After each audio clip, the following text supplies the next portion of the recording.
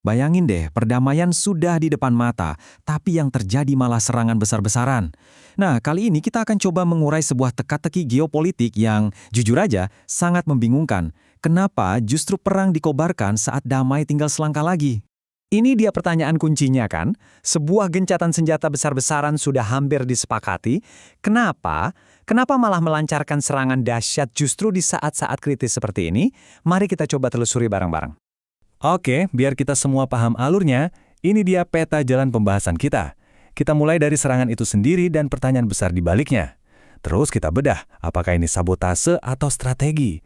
Kita juga akan lihat biaya konflik yang sangat mengerikan, gimana sikap dunia, dan terakhir, seberapa rapuh kondisi perdamaian saat ini. Baik, mari kita langsung masuk ke bagian pertama, serangan dan pertanyaannya. Ini adalah sebuah kontradiksi yang terjadi di panggung Timur Tengah yang memang sudah kompleks. Coba bayangkan dulu skenarionya. Waktu itu, bulan April 2026, suasananya itu penuh harapan. Amerika Serikat dan Iran lewat berbagai perundingan sudah hampir mencapai kesepakatan gencatan senjata 15 poin. Sedikit lagi damai. Tapi tiba-tiba, harapan itu seolah dihancurkan dalam sekejap oleh serangkaian serangan udara masif yang dilancarkan Israel ke Lebanon. Nah, timing serangan inilah yang bikin semua orang bertanya-tanya dan memicu perdebatan sengit. Apakah ini murni sabotase untuk menggagalkan perdamaian, atau jangan-jangan ini adalah bagian dari strategi yang lebih rumit? Yuk, kita bedah kedua kemungkinan ini. Jadi ada dua teori utama yang saling bertentangan. Teori pertama bilang ini sabotase murni. Tujuannya apa?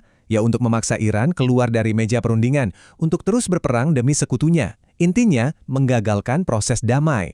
Tapi, ada teori kedua yang melihatnya sebagai taktik tekanan maksimal.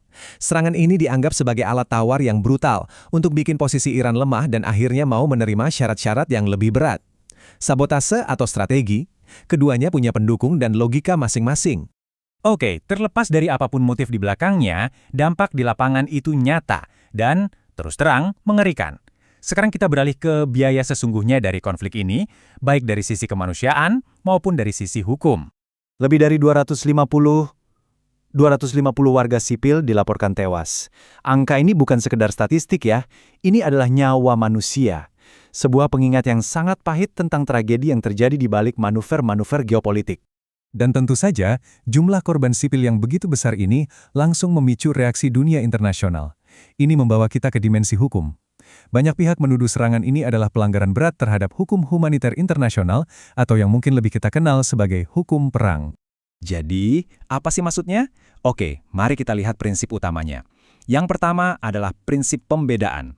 Ini aturan paling dasar dalam perang.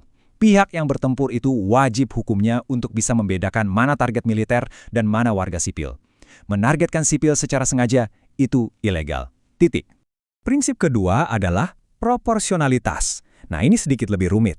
Intinya begini, bahkan jika ada target militer yang sah di sebuah lokasi, serangan itu tetap dilarang kalau diperkirakan akan menyebabkan kerugian bagi warga sipil yang berlebihan atau tidak sebanding dengan keuntungan militer yang mau dicapai. Ini soal keseimbangan, dan banyak yang merasa keseimbangan ini dilanggar habis-habisan di sini. Pelanggaran semacam ini bisa punya konsekuensi yang sangat serius. Di bawah Statuta Roma yang jadi dasar Mahkamah Pidana Internasional, serangan yang sengaja menargetkan sipil bisa diklasifikasikan sebagai kejahatan perang. Dan yang lebih parah, serangan ini juga mengenai pasukan penjaga perdamaian PBB, UNIFI. Tragisnya, 3 prajurit kita, prajurit TNI dari Indonesia, dilaporkan gugur saat bertugas. Inilah kenapa sekarang dunia menuntut adanya investigasi internasional. Tentu saja, insiden sebesar ini nggak mungkin luput dari perhatian dunia.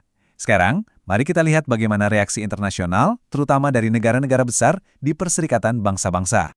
Rusia jadi salah satu negara yang paling vokal. Juru bicara Kementerian Luar Negeri mereka, Maria Zakharova, ngomongnya to the point banget.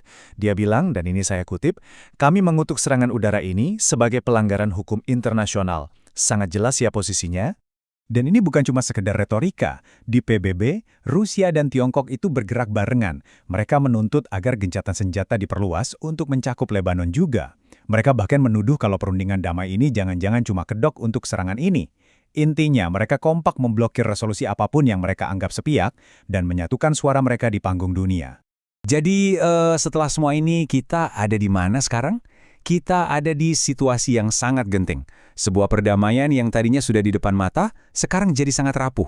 dan kita berada di ambang konflik yang bisa jadi jauh lebih luas. Nah, poin krusialnya adalah ini. Mau motif awalnya itu sabotase yang disengaja atau strategi yang salah perhitungan, hasil akhirnya ya sama saja. Proses diplomasi yang sudah dibangun susah payah, kini gagal. Dan risiko konflik ini menyebar ke seluruh kawasan, sekarang jadi semakin nyata. Ini semua meninggalkan kita dengan satu pertanyaan yang sangat penting untuk direnungkan. Ketika strategi-strategi geopolitik dan aturan hukum internasional saling bertabrakan, siapa yang pada akhirnya menanggung biayanya? Seperti yang sudah kita lihat, jawabannya hampir selalu sama, warga sipil.